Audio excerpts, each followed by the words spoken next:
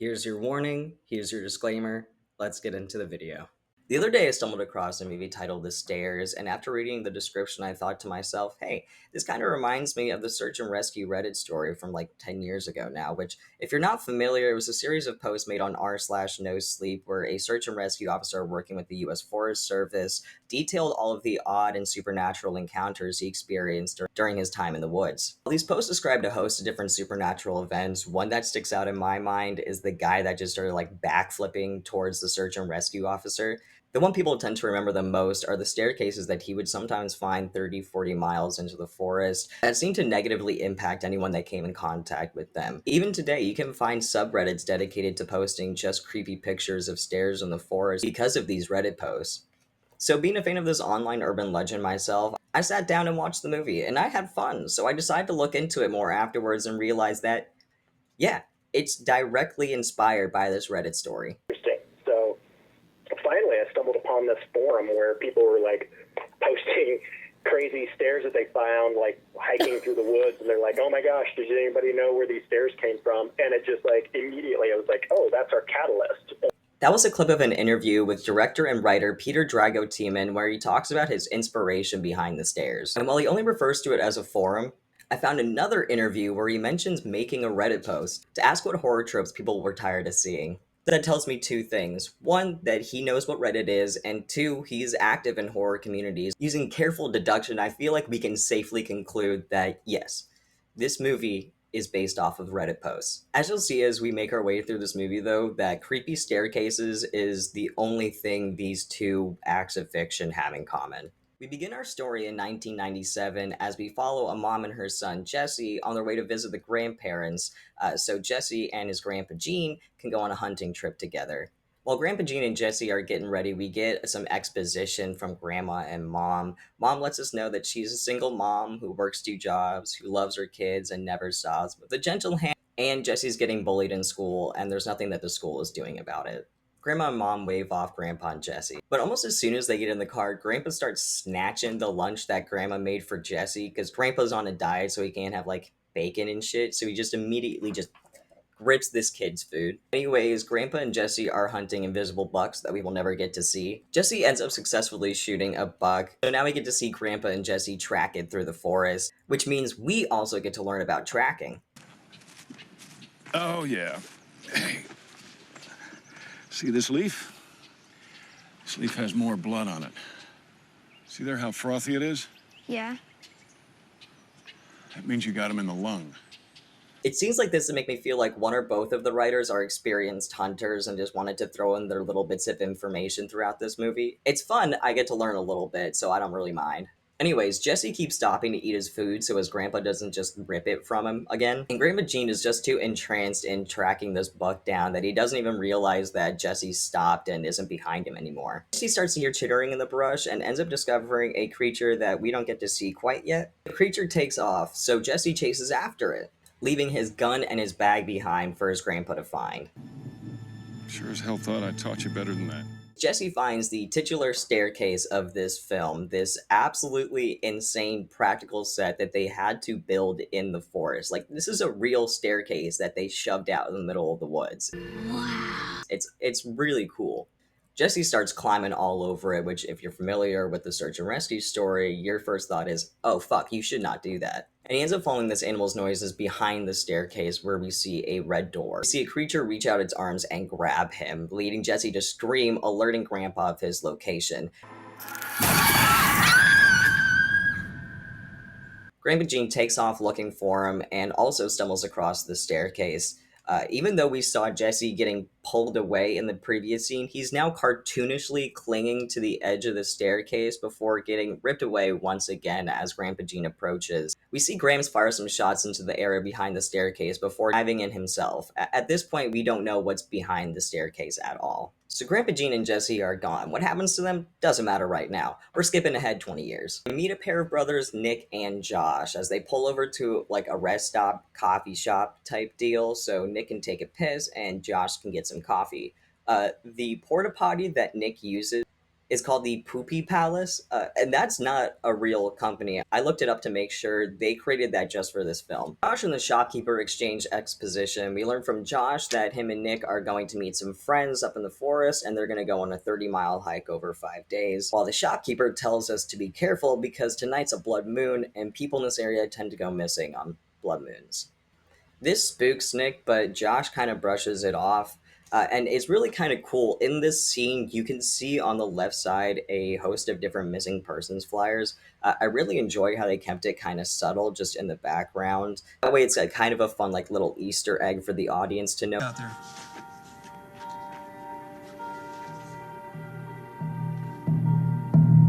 Yeah, never mind. They're just gonna do a slow pan over it.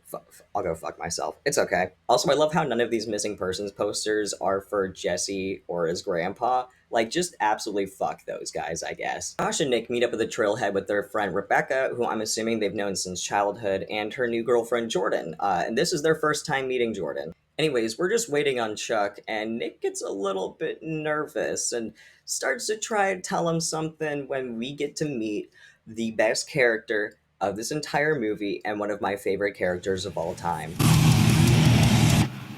Doug? Doug, you invited Dirty fucking Doug on this trip? Doug. I love Doug so goddamn much. Everybody hates Doug, by the way. So apparently what happened was Chuck was originally supposed to come on the trip, but he dropped out last minute. And as Nick was talking about it in a bar, Doug overheard and basically invited himself. Because who can say no to Doug? You know I can't say no to Doug.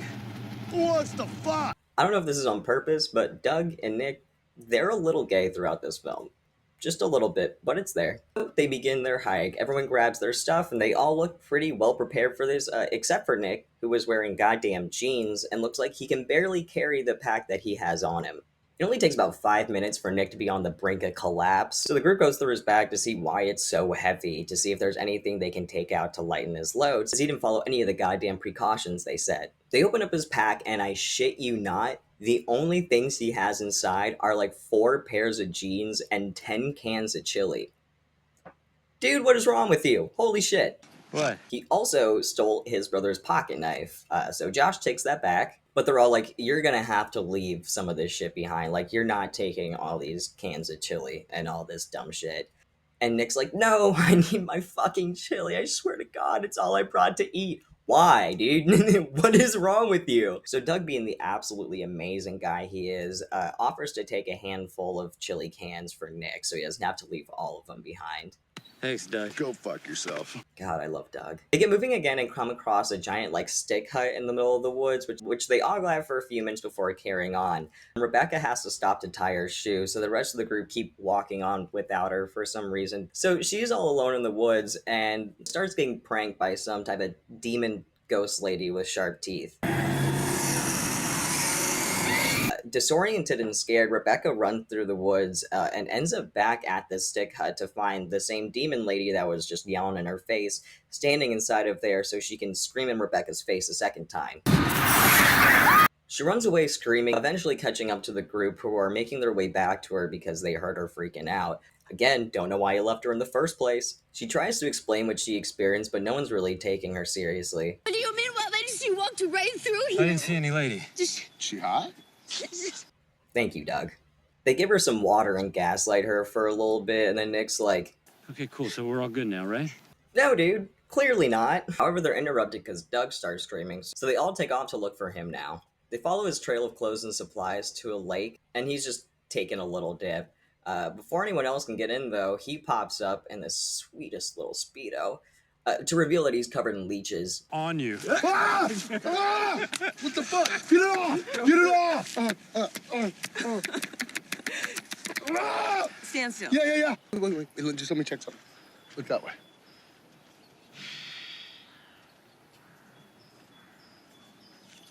Yeah, I'm good. No. Fuck you, man. Fuck you, man. Soon after, they discover this guy in a suit, seemingly mumbling to himself, but we can see a figure crouched over on the ground to his left. As they approach, they notice that the figure on the floor seems to be a woman cradling a baby, and this guy has a big ol' hole in the back of his head, which I don't think I could or really want to show here, so I'm just gonna Photoshop spaghetti on it whenever I'm showing those scenes. Oh, fuck, man, your head! They ask Rebecca to bring over the first aid kit so they can help Spaghetti Head. And when Rebecca comes over, she notices that that woman with the baby, it's the same woman that chased her through the forest earlier, so she starts losing her shit. Everyone's kind of freaking out, and Josh grabs the suit guy to pay attention to them because it doesn't seem like he's even noticed that they're there. And the minute Josh puts his hand on him, the guy seems suddenly aware that there's a whole group of people standing here. But he doesn't seem to know that he's in a forest. He kind of acts as though they've broken into his house. He pulls out a gun and shoots himself in the head. I told you! This is a family matter! The lady stands up, dropping the blanket from the baby to reveal that it is there's no other way to describe it. It's a maggot baby. It's a big old maggot baby. This freaks everybody out. Spaghetti Man points a gun at him and starts firing, so they all book it. When they get far enough away and have a chance to catch their breath, Josh realizes he left Nick's pack. They're debating on going back down the way they came to try and get help, but as Jordan points out, it's about to get dark out, and it's going to be a lot spookier to try and navigate a forest with those dudes in it when it's dark outside. So they decide they're going to stay here in camp and then head back in the morning. And let me just say, everyone's being like so chill about this. Like, they're a little freaked out, but it's kind of like, damn, that was crazy. Oh well. While Nick is losing his fucking mind. This is far from okay, man. We just saw a dude shoot himself in the face, and it didn't even faze him. I know.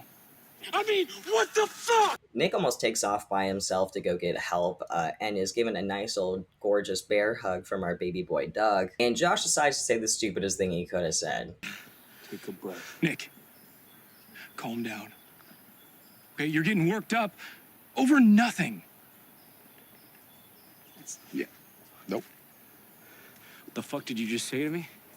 Good on Doug for realizing that, yeah, Josh is a fucking idiot for saying that, man. Nick levels out a little bit, and Doug pulls out a giant bag of shrooms, and Josh freaks out more about the shrooms than he did maggot baby. Are you stupid? No, you're not getting high. Okay? I don't need you tripping balls in the middle of the woods singing Kumbaya around the fucking campfire, you. Also, there's a funny little moment where they're trying to figure out where Nick's gonna sleep because all of his shit's gone. And Doug offers to Nick that they can cuddle up together in his tent. And Nick takes the offer at first, then thinks about it for a second and is like, oh, I'm good. Okay, hey, you can share your bed with me. Thanks. Yeah. Actually, I'm good. So, night follows, they've gotten everything set up, they have a fire going, everyone's making their way to bed. Doug's drinking shroom tea. Doug offers to watch the fire himself and even offers his tent to Josh so he can get some shut-eye since Nick's using his area. But Josh declines, so Doug goes to trip in his tent in peace. Sometime during the night when Doug is envisioning himself getting hot and heavy with Jordan,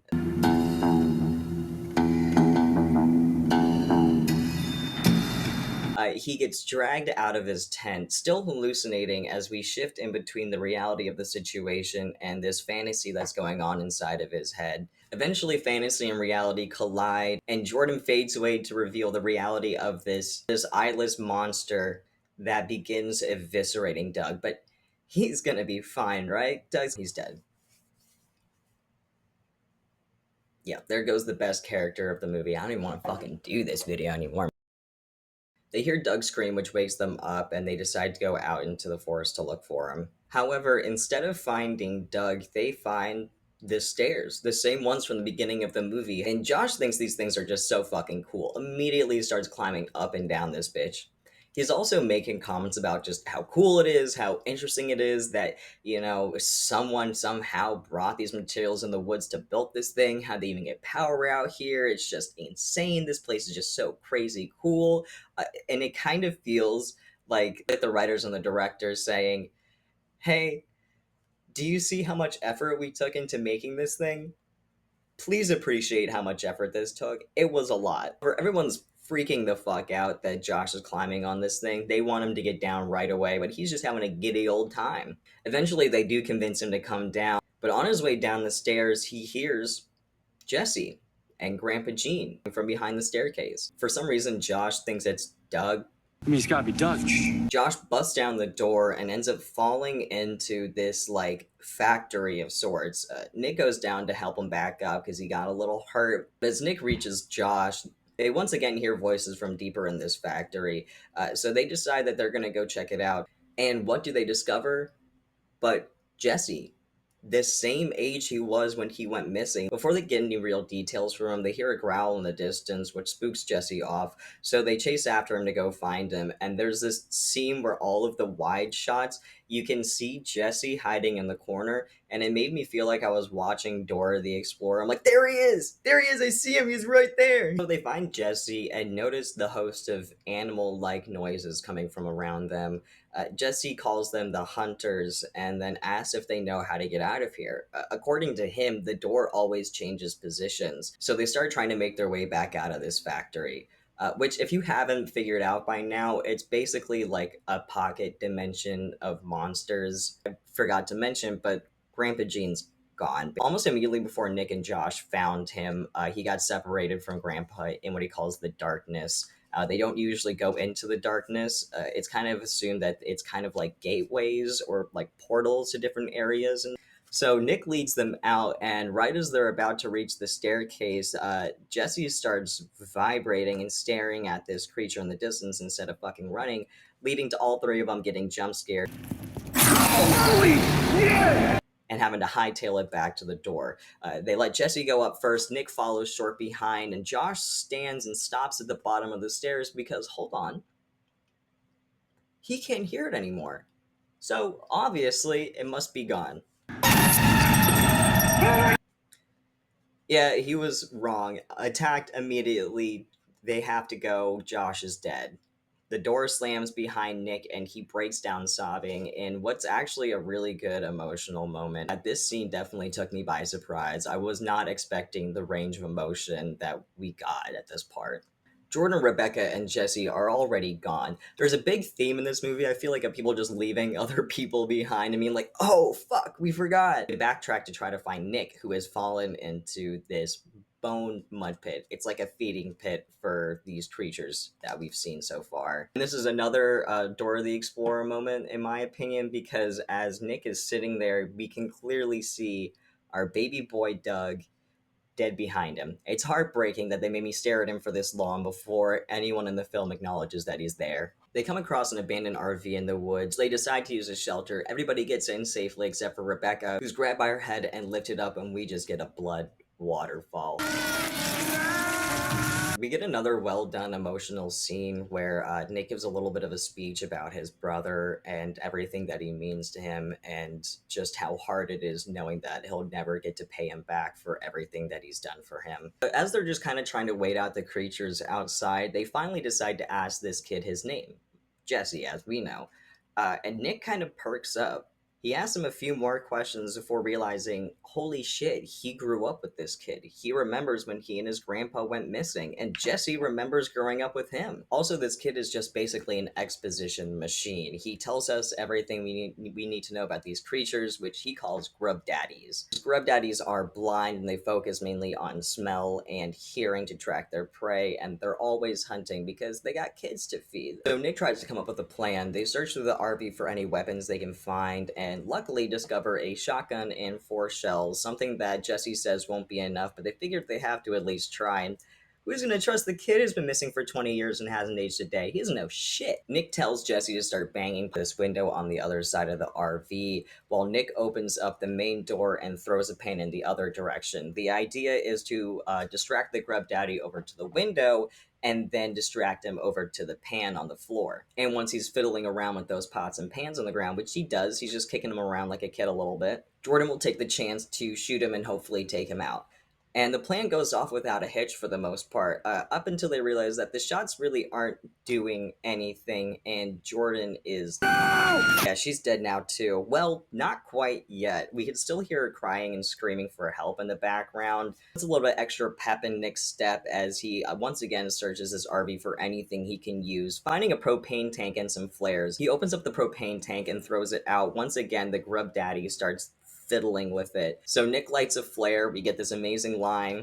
Who's the daddy now, bitch? There's an explosion, the Grub Daddy is running around on fire, Nick goes over to Jordan, unfortunately it is too late, she's gone. Nick makes his way back to the staircase to find that engulfed in flames. There's two theories I have for this. One, the flaming staircase is a representation that the death of this Grub Daddy is breaking down this pocket dimension's connection to the world.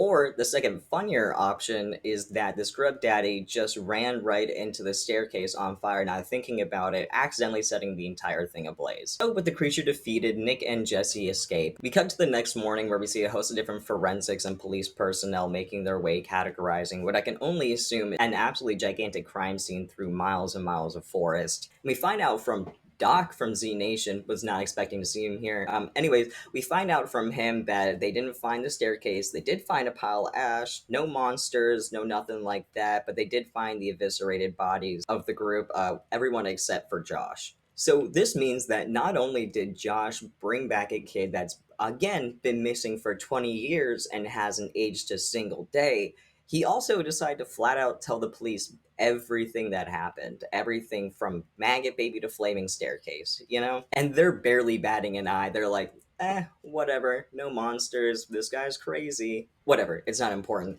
Anyways, Nick decides to give Jesse his brother's pocket knife, I guess is a passing the torch type deal. And then Jesse's mom and grandma show up to have this really heartfelt but bittersweet reunion between them all. Grandma, I'm sorry. I lost Grandpa. I couldn't find him. It was dark.